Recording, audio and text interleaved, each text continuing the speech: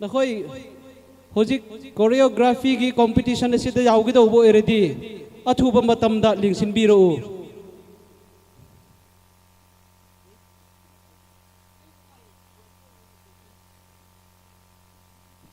Reverend Ajit lelo ho chon pan lo ding la tin tin hilaya het dinga poimo ho hi na simso hinam first line koi khu ham gun phai abana khunom phai third line ko ham hello mic nin choi pi bo mic chilaya choreography competition adinga hin thamkhat kan simdo ding in tin hoitan na ngayun lang choreography competition ding amizat 6 to 10 chunglam hiding dress code latest IBMC conference t-shirt HLI uniform choreography adinga het diu chu akisei banga hi IBMC latest t-shirt hello chichu inagial do diun kan het savin mi gu ba ki pan sa som chunglam hello anim alhom jap atam jap mala minus mark chi de hi distortions of boy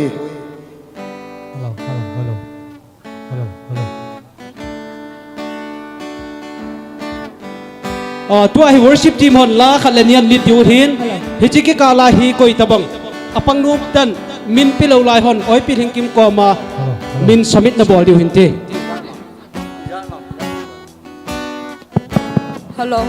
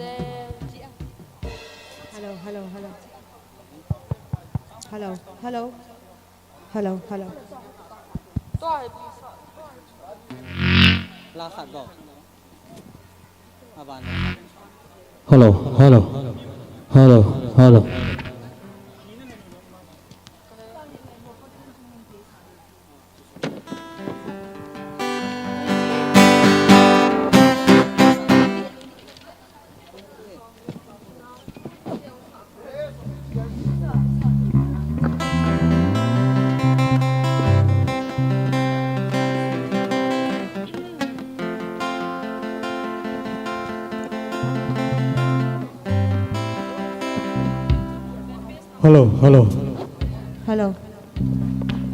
vô bát thiên chung nung pen kahin wa che ti ana sa khomui tin page 28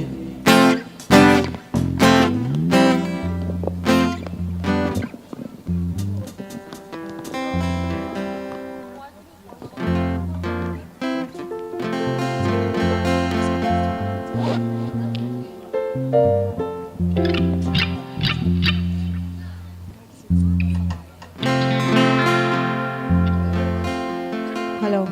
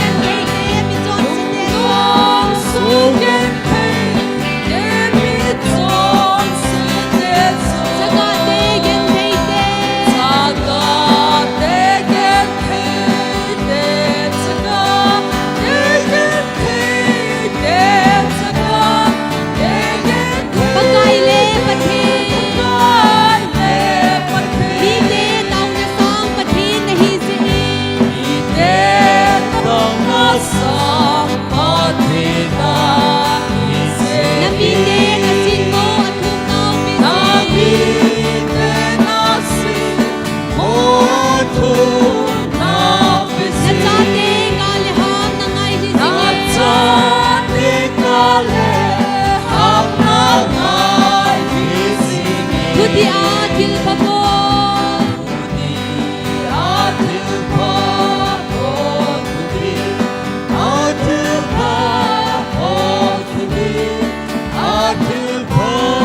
Nanong sun ngay po Itihi milile minyaw het sa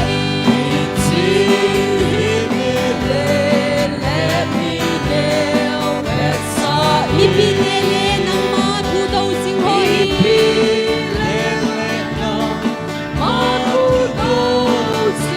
Wahuhinga ang kay na dinguba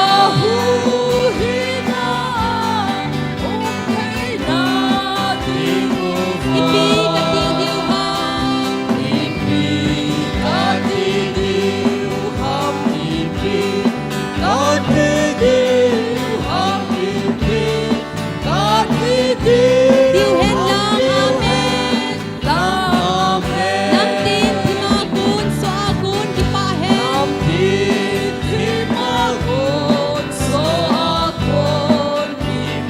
Sunong pena patin law pinahihen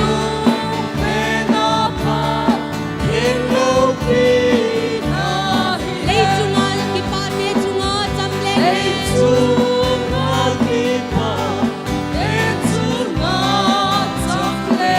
Hosana, Hosana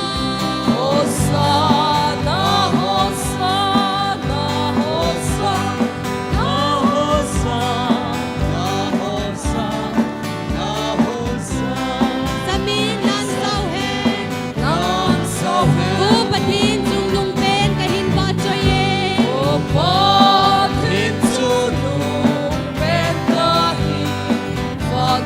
Hinsing patile ibasaw si Volte Lungdon so gen thay te mi ton si te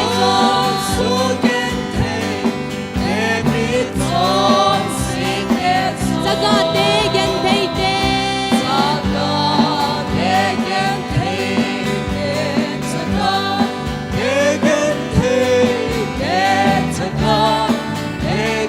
Pagkaile patin Bite tao na sang patin na hisiin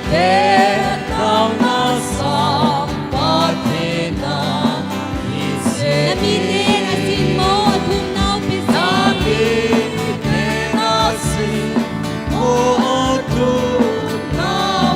Nagsate kaliham na ngay nisingin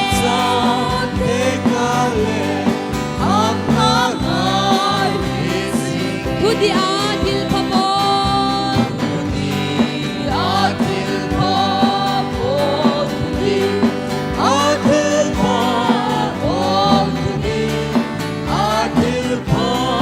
Nanong sun ngay po Itihi milile minyaw het sa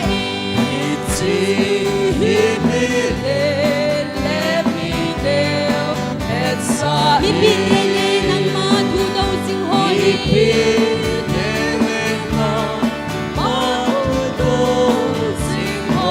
Wahuhinga ang kay na dinguba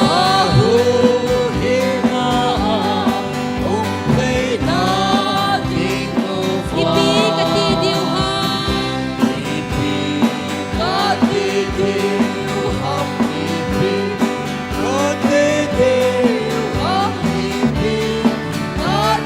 Diuhen lang amen Namtin timagun so agun kipahen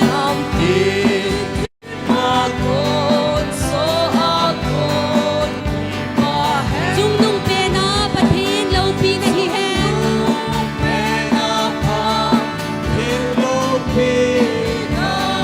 Lay sunga kipate sunga tamlenghen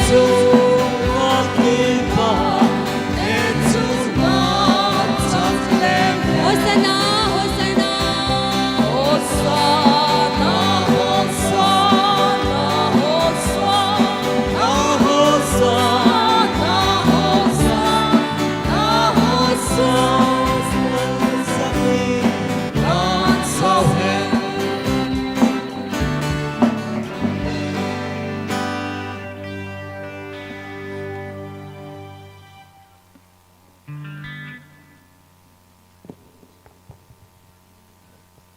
check Sun pa Tuni choreography competition wedding ahong jausi na bon chabin pakai minin jana salam kem bol kin in a here Tuni programming kipat da liu hen ken ke ma cha da liu chom cha hen phong hang ke te kipat na tao na ai man pi diu evangelist la lun amazon lung sit and ready sa no milang chi zo zo le chun worship team hon la khat e hin sa pi kit vin tin e hin lit e hin lam kai kit oi ne chi zo ting le chun skit tu len phai am hoi ne hin la pi diu hin amazon ready sa no om dingin ke hin te me tun evangelist la lun amai kipat na tao na hin nei pi diu vin ke hin te me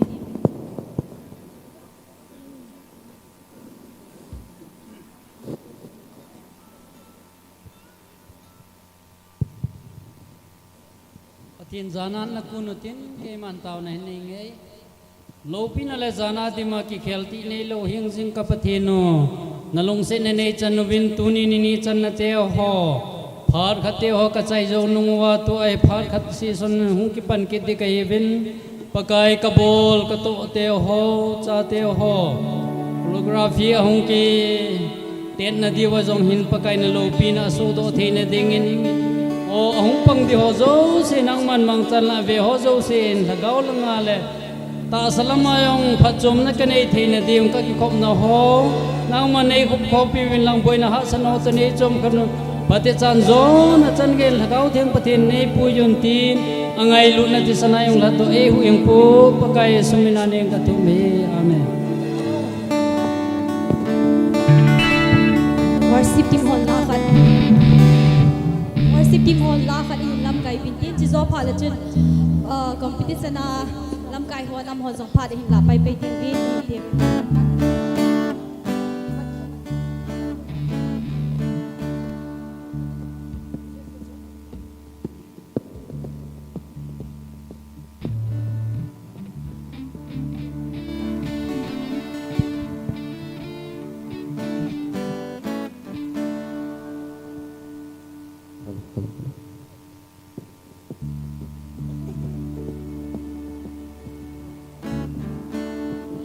Hello. Lo pina ding in sang pen pakai pula sa di Hello.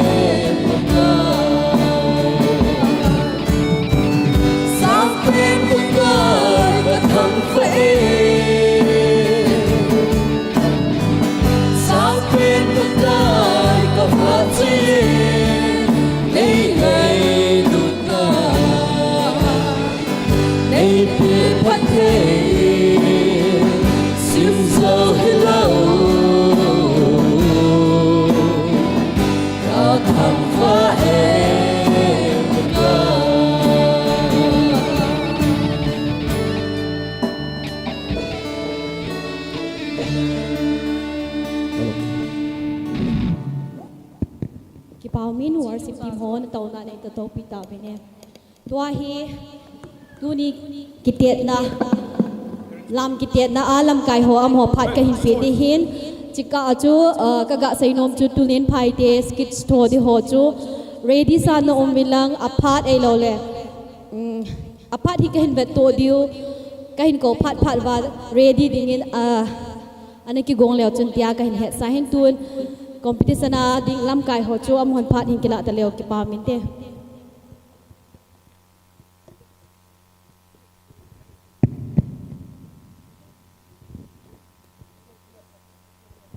hello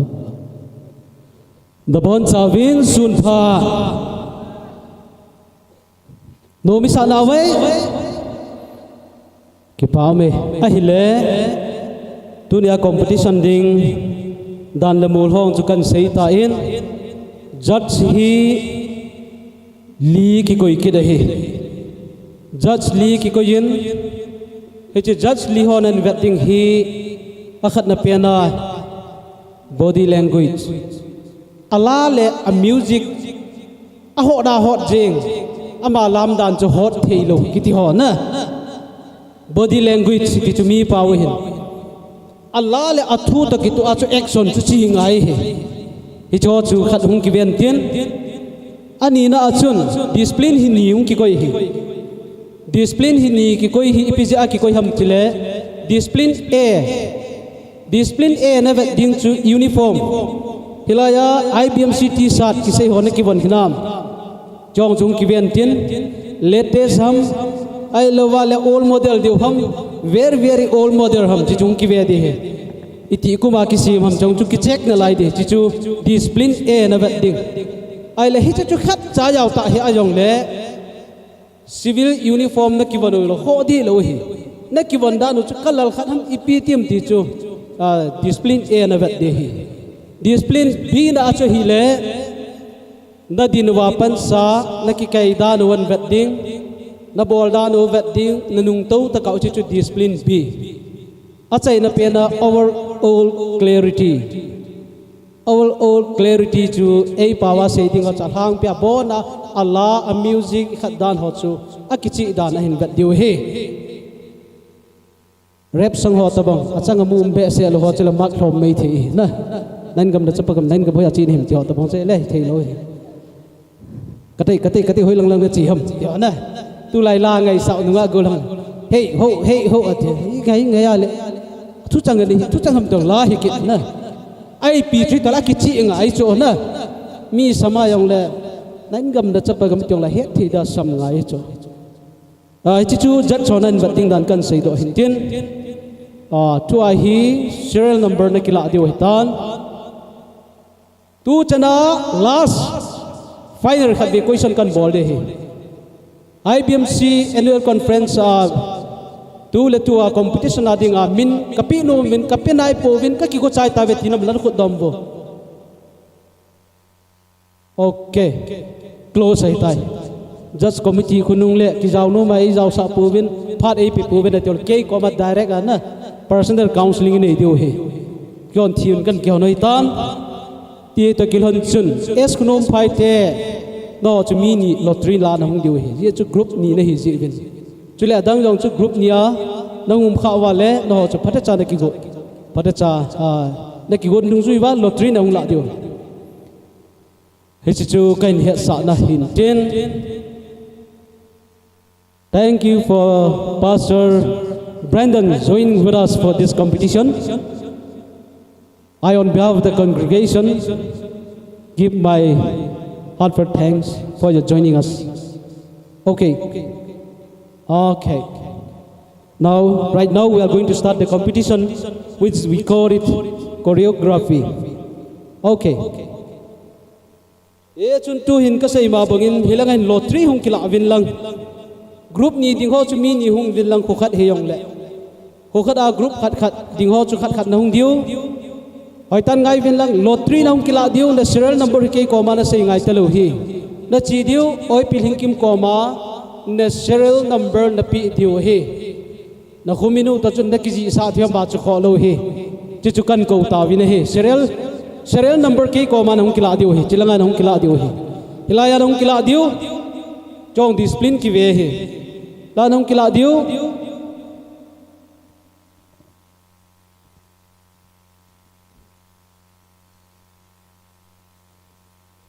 chilaya na kila diu hoi pil hing kim ko ma serial chun na pi lut diu ziu ting le na serial chun na group ho na sei pi diu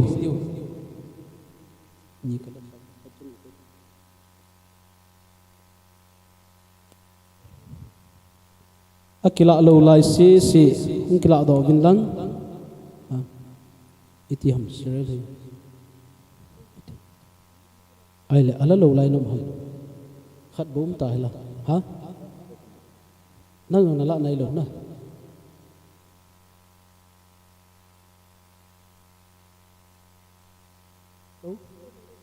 Ibmc izat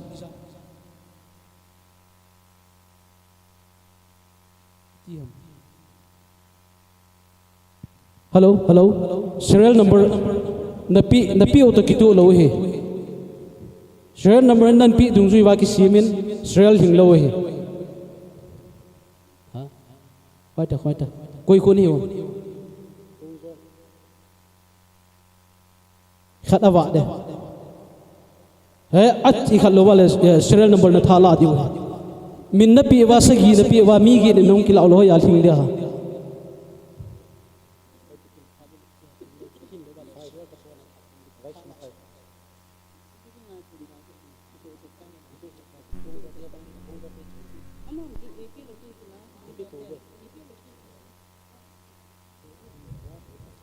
last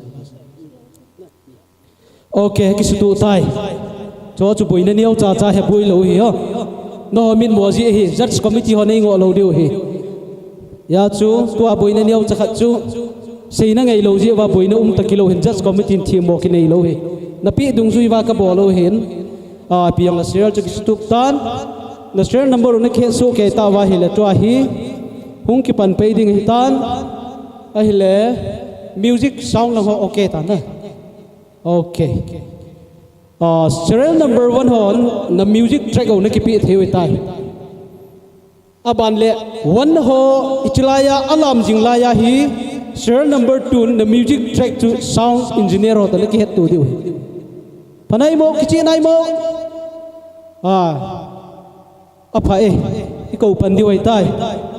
na ki got so tam. Are you ready? Pastor Brandon, are you ready? Okay. Iki gut chai ta wala tu hin. Serial number 1 ho kan ko ta na hi. Now may I call serial number 1 choreography on the stage.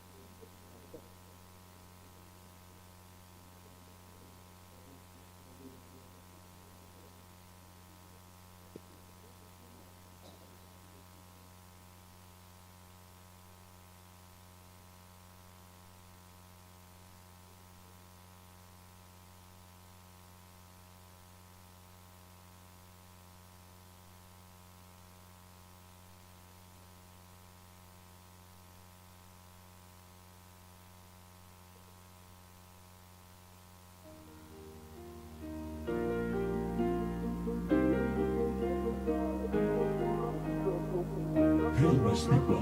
kembali bersama saya, Febri Hands.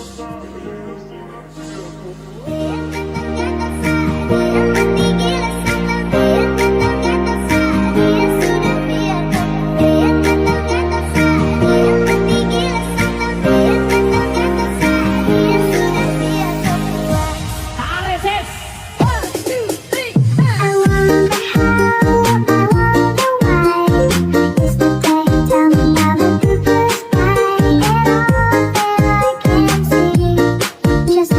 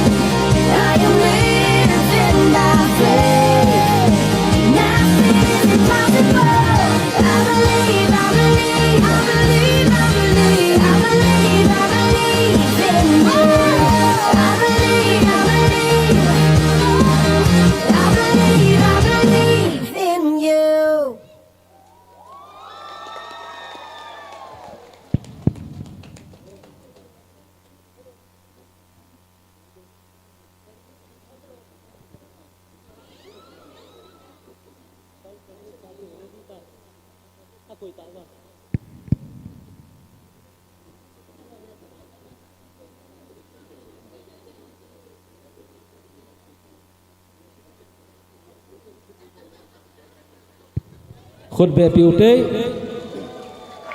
a hoye hi chi competition hi niau khat ki hial khat ume he katina chu group song elo jana bible disai bible competition a chu mi pi a ho chu minus mark kati na tu a hi alam pedowa mi pi a ho nanu bole nalam theyo hi free minus mark to plus mark chi de ama wang amo hin mi ni tabangin borjong le nervous lo bi abolo ngai na ai a chu aki hi na chu ka sei do no me ya chu eo ding lam ding ho di ike phat lam lo diu mi pi ho alam thei lam diu eo thei eo diu ama wang su boi lo diu ahung ki kayu hi chawang chu discipline ki ve thu hi ti chu kan su thing no men abanin serial number 2 kan ko thing le ab ho lam jing lai serial number 3 soundtrack ready ana koi diu hi tu in sei ma bongin sound lang ready tam serial number 2 gin ready tam okay ready hi ta la 2 in serial number 2 kan ko ta nei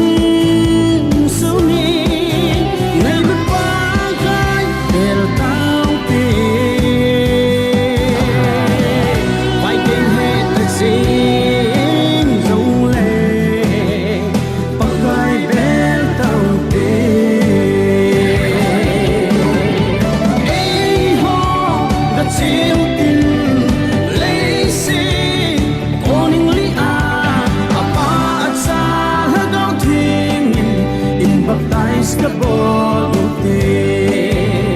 apa acha hagam thingin nin baptize ka bolute ei ho ga chiu tin leisi koning li a apa acha hagam thingin in baptize ka bolute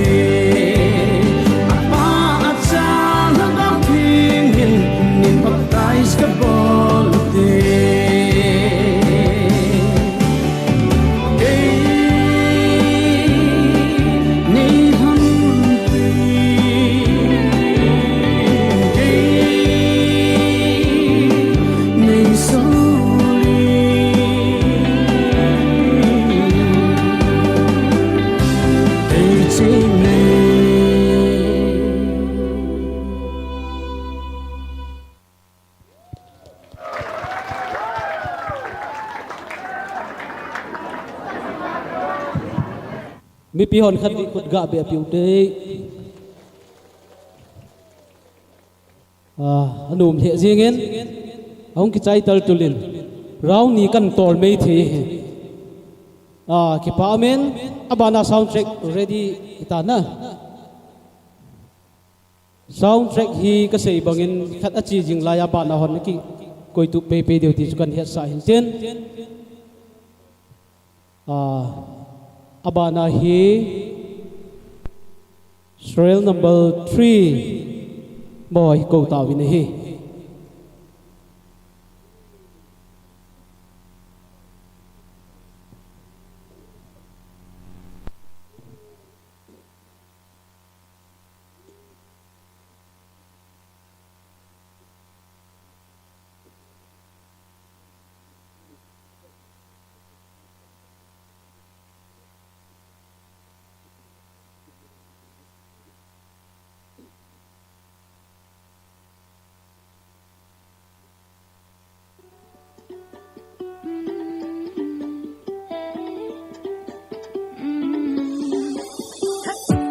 Don't think about it, just move your body. Listen to the music, sing oh yeah oh. Just move those left feet, go ahead get crazy. Anyone can do it, sing oh yeah oh. Show the world you got that fire. Feel the rhythm get louder. Show the world what you can do. Prove to them you got the moves. I don't know about you, but I feel better when I'm dancing. Yeah, yeah. Better when I'm dancing. Yeah, yeah. And we can do this together. I bet you feel better when you're dancing. Yeah, yeah.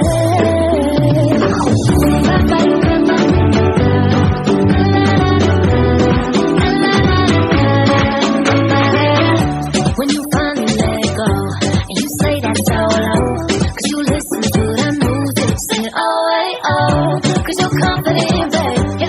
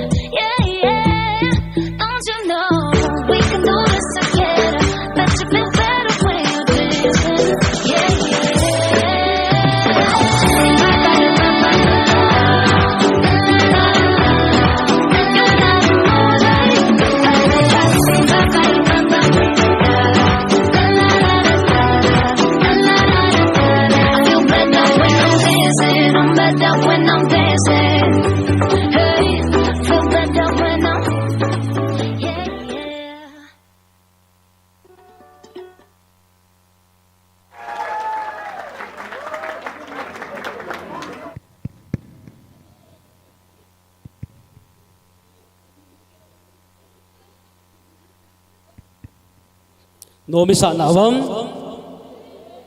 Nung lang ako nomi sanawam. Ibon zawin khatbi khut ga be piute tu chana chil ha. Isu pi ho chu jaw hei jaw lo mi chin nau. Pastor Ajit ki team di jaw bra jaw bi re di abung tang khut hang ka chi adu gai chin nau pangal meitei lai manai gi su abung tang jaw re di khut hang ka chi. Yam nungai ri. Reverend Ajit ki magi team di karai da nan thok bra. Nakhoi na jogoi sari di khoi na su yingbi bani na. Madu na maram oirega na. Khoi na jogoi sa ba su noi na yingbi badi tarkal di oi bani. Adu oina Reverend Ajit nang su karai lebra yare di hol sina lingsin biu. Aba anil serial number hung ki ko pe di hita jin aba na hon ina ki go jing thei na ding win soundtrack hi na ki go tup chat di win kan ha sa win chule chita kilhan chun hi chi competition au ki chai la achai na hi skit L Tulin Phai ho chu ready na hi dio hi ke conduct na sunga wang chu khat ve ka ko wa hung lo chu cancer hi ya chu ready ananam diu ki ko la nong chat diu e chu competition ki chai la L Tulin Phai skit body ho chu ready ananam diu ti sa velin kan he sain phono to kelhanin tun serial number 4 ho chu stay sa din ko ki tawin he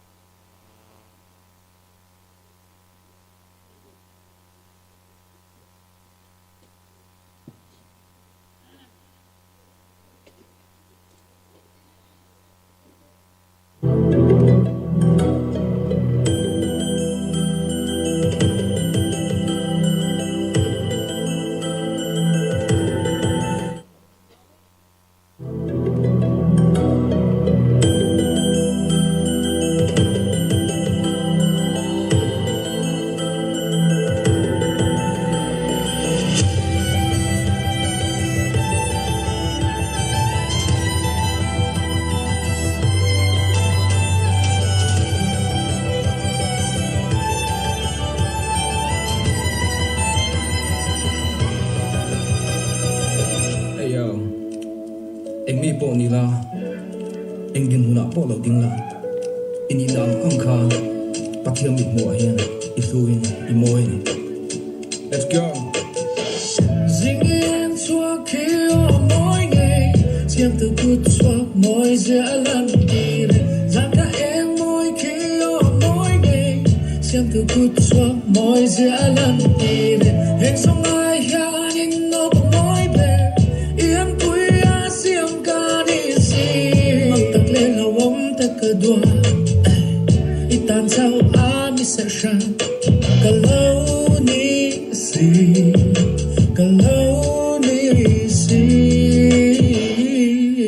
imita moy imita lu itin long aduan ka di si misa omle imangai vano lu berpe ka di aku cuaki dapat tolong adum ahi kalau ni si magtak le lawam takadwa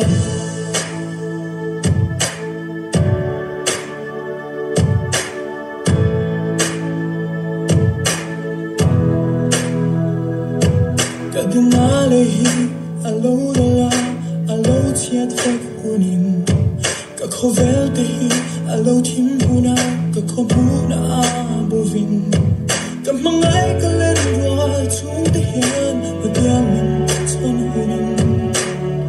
hey him shia swai nekchi hasna karaya ka dinanam dine indo na karaya ka ive ka dinne buena cara y mana ina min orange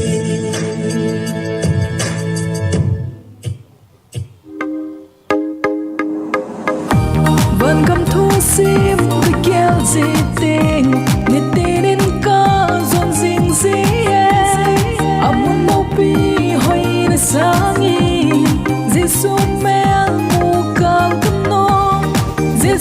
mel ka mu ting le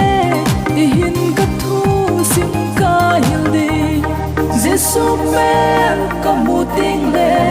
ka lun vi ho a thi hol di Giêsu mel ka mu ting le lung kham nei lo vin ka lam di Giêsu mel ka mu ting le nei bang in ka lam ta di ka lam ta di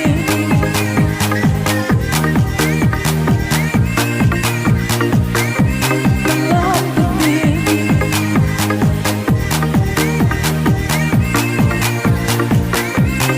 Giêsu mel ka mu ting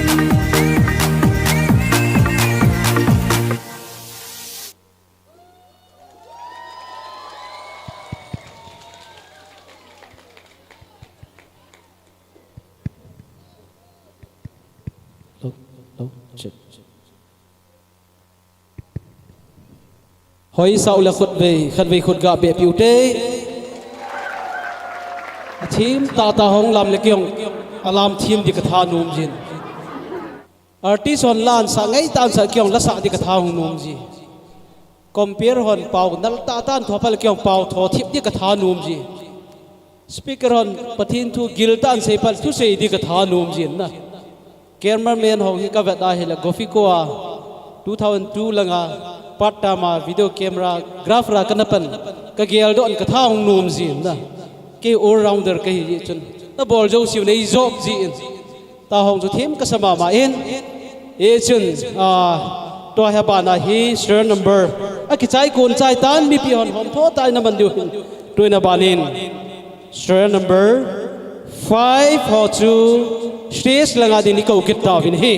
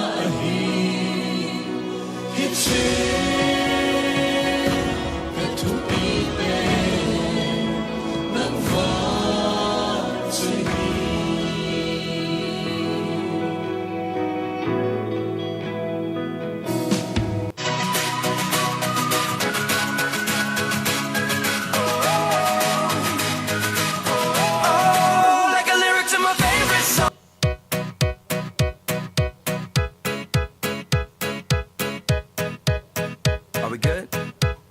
Cool. My whole life I've wondered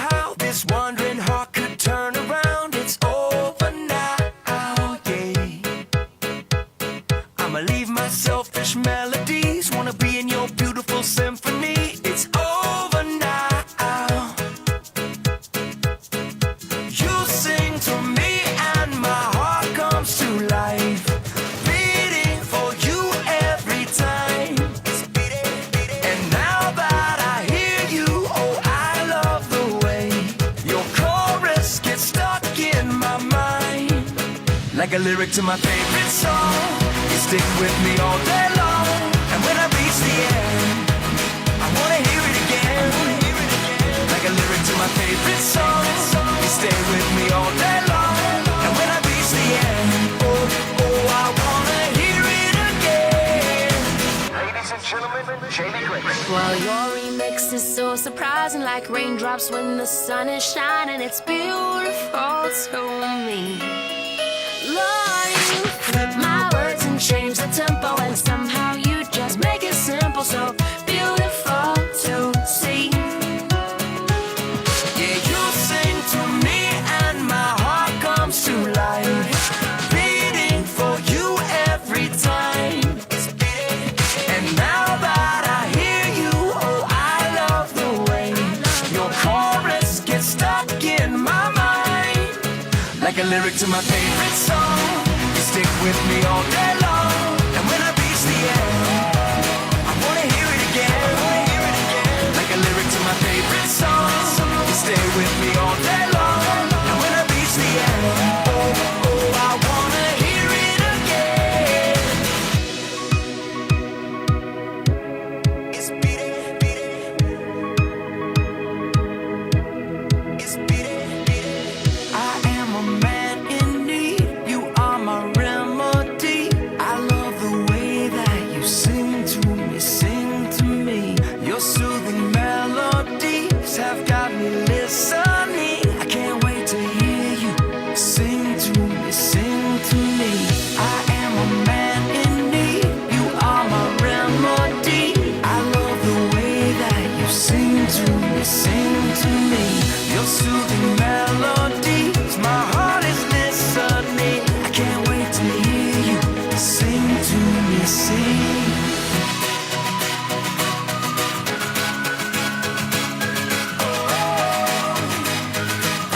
Oh, like a lyric to my favorite song. Stick with me all day long, and when I reach the end, I wanna hear it again, like a lyric to my favorite song. You stick with me all day long, and when I reach the end, oh, oh, I wanna hear it again.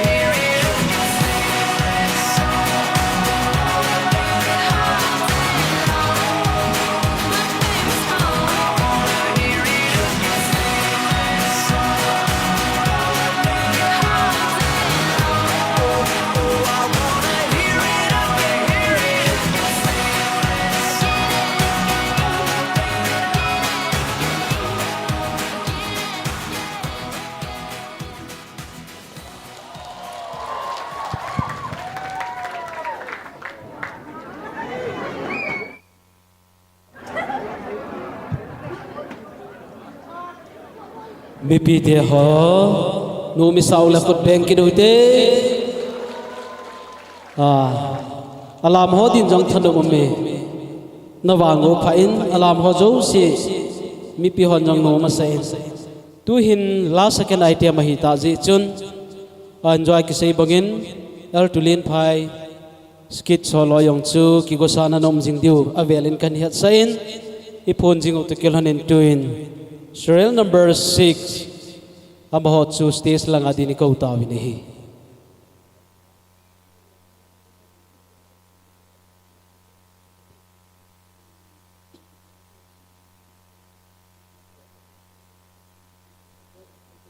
Jijo le achai na pen hong idai tain serial number 7 jong ki go sana nom talo chun phanti soundtrack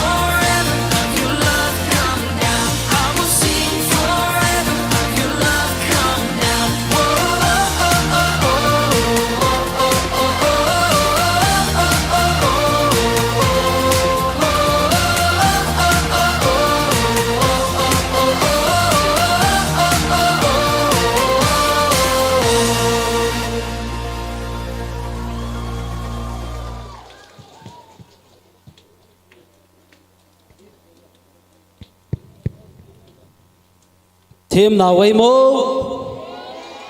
thiệp bà lệ bốn chawin tu ni khot dom hu te khot dom lo han thi ma sa lo hi dan ki pa me thim vin banin chai na pen jong hung dei tan serial number 7 ho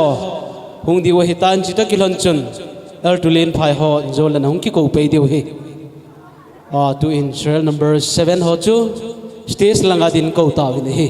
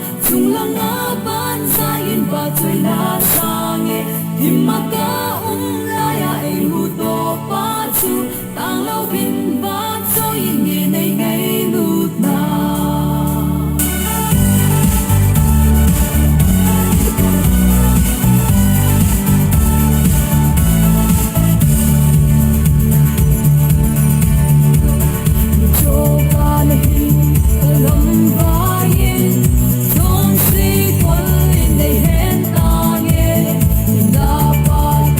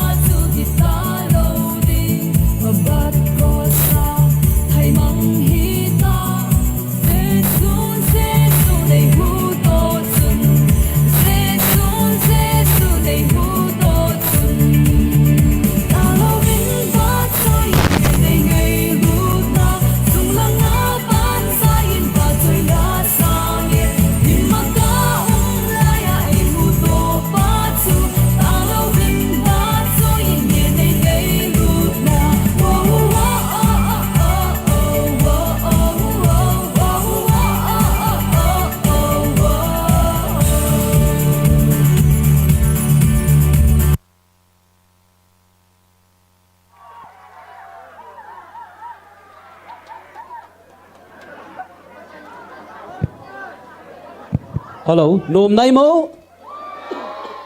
nom mi sawal khan mi pen ki duk te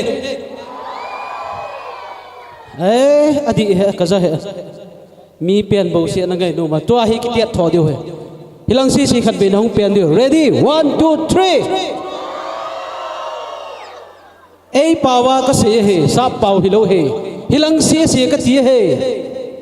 hilang line 1 2 3 4 ro liao ma hi na ya chu chilang si hi ka ti he aviala kan se de ei pau ne het lo yi wa chu hilang si khat be hung peng bo anung langa peng ron ei pau het lo lai mai le pau ka sei dam sa pawa ka sei dam kol pawa ka sei dam pa ei pau hello nom ka va da le Burmese ka interview chia college principal pan do you know English no do you know your mother tongue no ati ta kilowe tun chilai state coordinator pa line si khabiu peng wo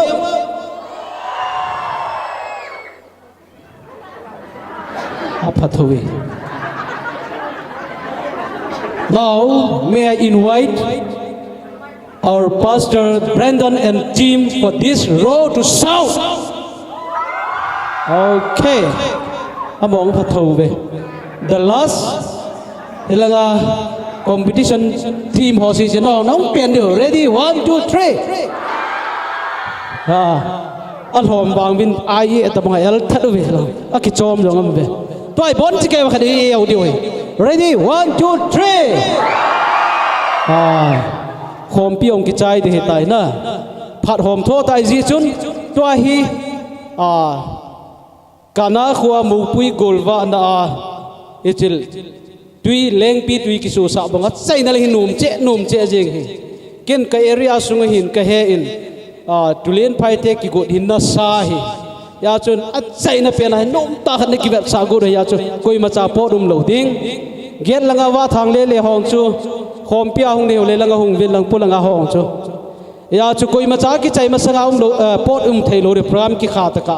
hilanga discipline ve ho chun hi chu ho chu apo ra walan mak minus chi de hi asunga lang ho alam ho wang chu ki phal hi ye chun tu hin judge committee hon a chai na langa hui ta kil honin gol hang jailin la khat nal dewin in sa pi win ai thil alam to kop na lai hen ti chu judge committee langa ko na kyon kan de lo ni chun paisa na oi mo jailin ko gym now may I invite gentleman jailin from Kajim on the stage. Pastor Brandon, you can dance if you know the meaning. Twin golang jailin chu la sading in kan ko tai it is ole aki sei si al tulin phai te chun an bol cha di wai tai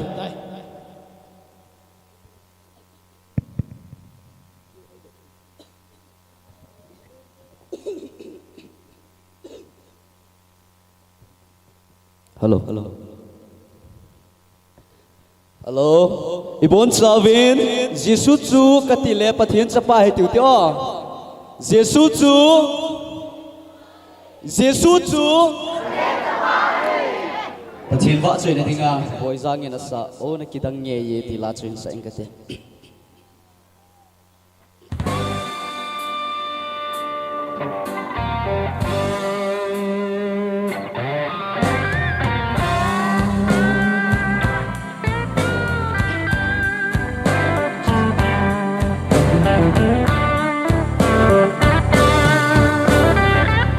ki dang nghe ye pakai pathin ha chung le no ya leng lo pi leng bo tôi sâu sẽ tôi chung ai sâu sẽ ai chung nang ma bu pathin na ki dang nghe ye pakai pathin ha chung le no ya leng lo pi leng bo tôi sâu sẽ tôi chung ai sâu sẽ ai chung nang ma bu pathin na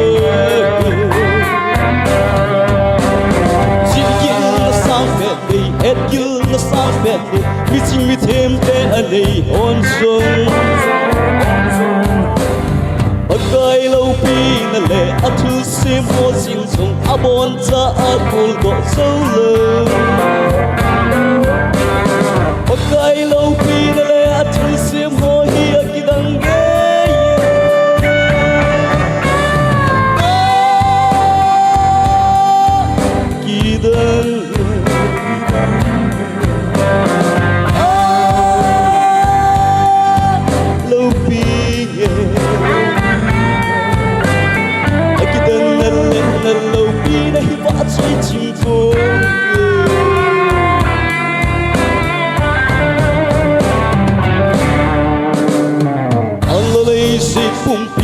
khăng lên là vang con giòn đi lên hơ a si hồ dầu si dung a bon sa pakai jin hela ti le sing amma la ba khat sa la alai se pi tui khăng lên là vang con giòn đi lên hơ a si hồ dầu si dung abon sa pagkasin hana tile sing amma la ba khat sa lo jil na sang ben hey et gil na sang ben mi ching mi them ben anei hon sung akai lo pi na le athu sim ho sing song abon sa akul go so lo akai lo pi na le sim ho hi a kidang ge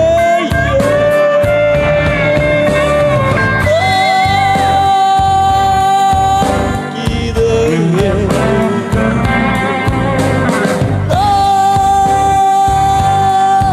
lo pi ge kidang le lo pi na hi ba choi chi ko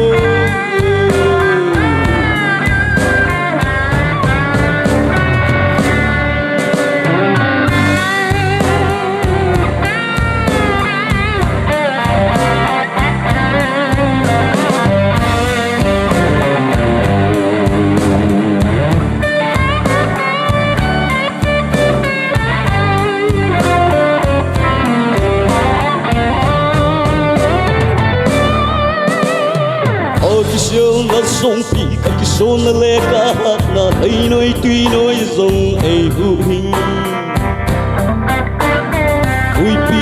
tui pi zong ling pi ki hot sing song a bon cha phu tang the ba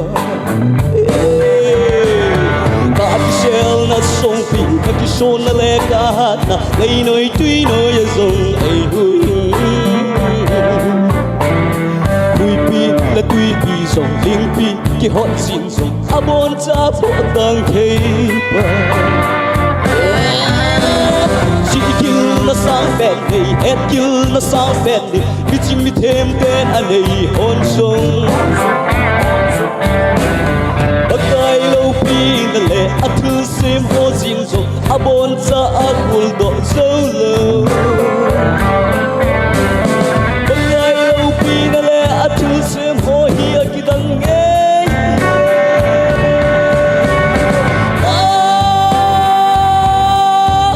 kidang ge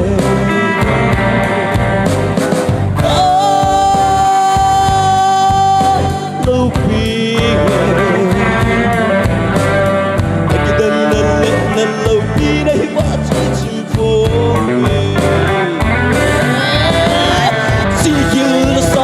hey et gil na sang ben mi ching mi them ten anei hon song akai lo pi na le athu sim ho sin song a bon cha a kul do so lo akai lo pi na le athu sim ho hi a kidang ge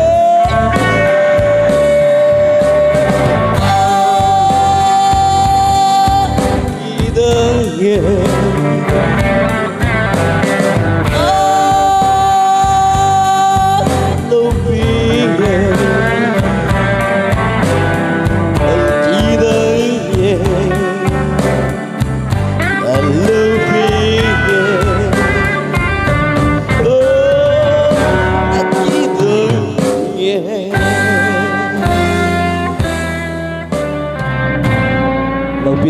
ta ka ki pa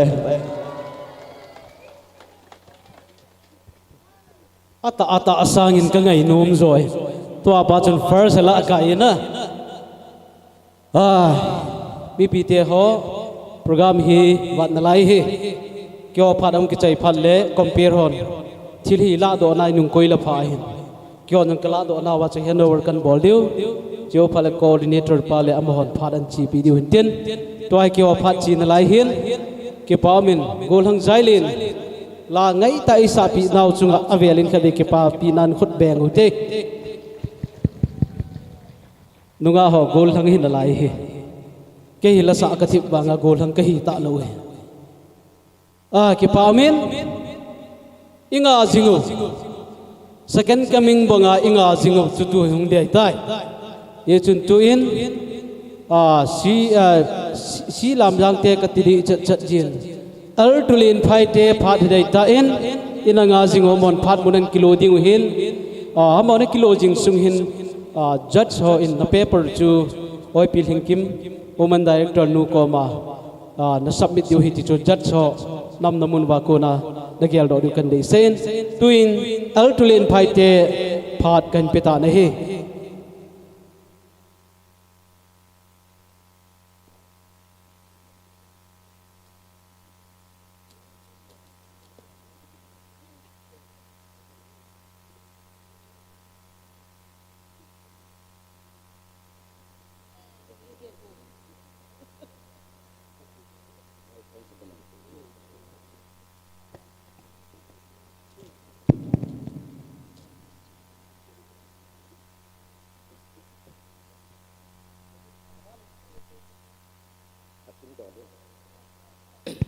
ki pa amin amasan hita bong dam na pha phat phai pi wa pa pathian hat chung nung pathian thangwa da kan pi nei ye dunia he el tulen phai te se he pun si lam jang te to khong ki gom wa isal le kha bua asras leng pa vai pu la ya haman le mul dikai thu simi kan tho dio he ye pathian lo pi na dinga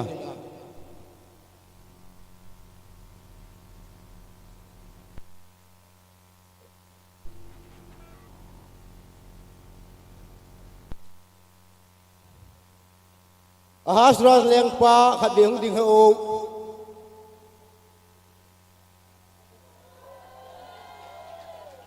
sule isal leng no khading ding ho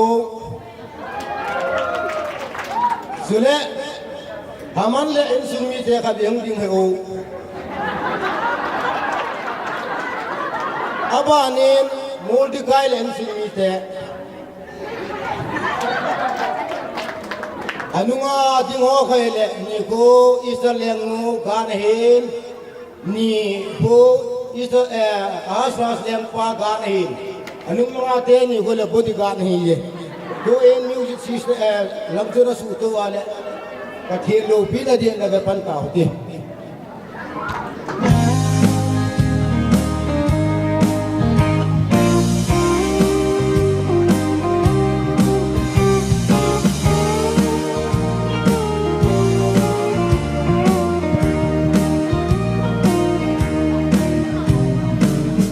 pa nagam sunga hin na chon dan thu nit lo mi dan chom nei ya mi a e sumang jeng tan ju da mi thi na ding a him hoi do na ngi tin ki gel dan na thip le thi te ding nahi go leng pa ipi hitam leng no estel na dei chan sejin kalengam ake khat ge hi jong le pijing kati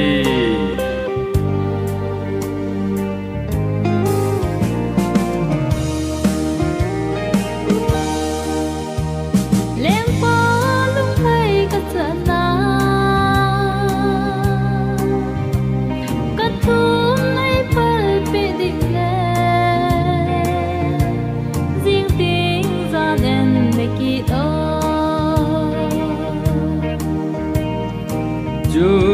dami pa Mordecai a so mel kamu ding lai sin ei nop sa sa te thilum pon te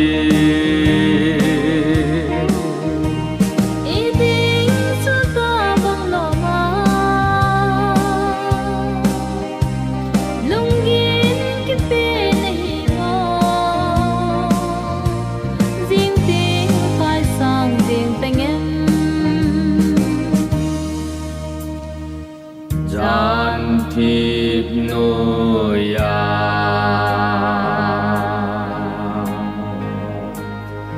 leng pa samang jalmo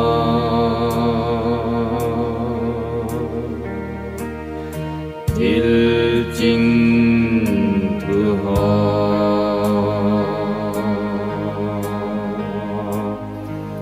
ngày lại jin Mordecai hat na he do tai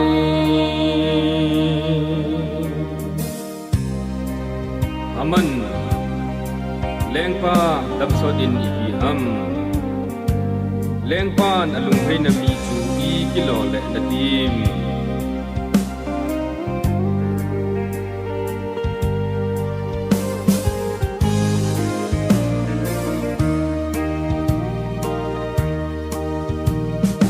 leng pa lung hay na pa chu leng pa pon cho lo pi ki sil pi han leng pa sa bol chung atong in kai le handsome le kati leng pa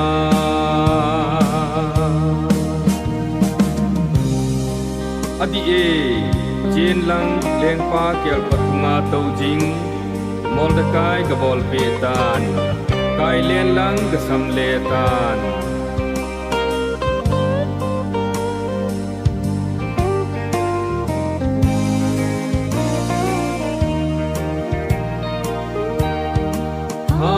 man gi lo lung lung pa chun Mordecai ti na ding kelin sab sin na cross a ki khai sang ta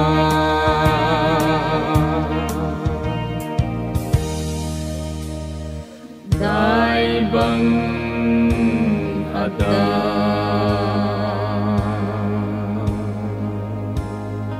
lung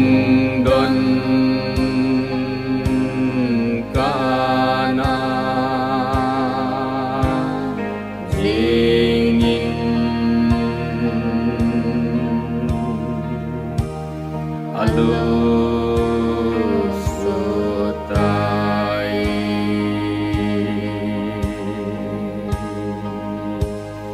Aman in sung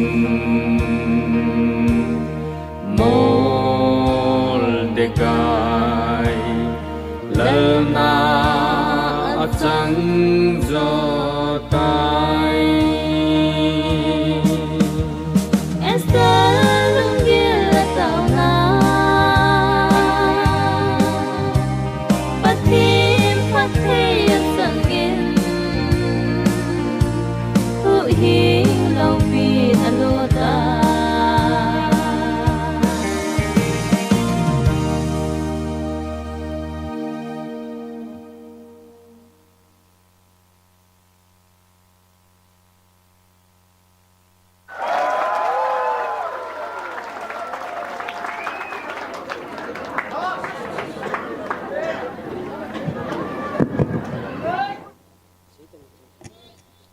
ประเทียนทู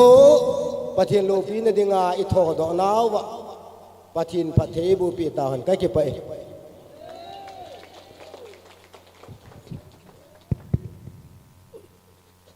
กิปาเมนก็กูขีลำกระเตลก็กูที่จัดดานสีลามยังโตเอลตูลินไพกิโกมาฮีที่จูอิเหจินตาเบน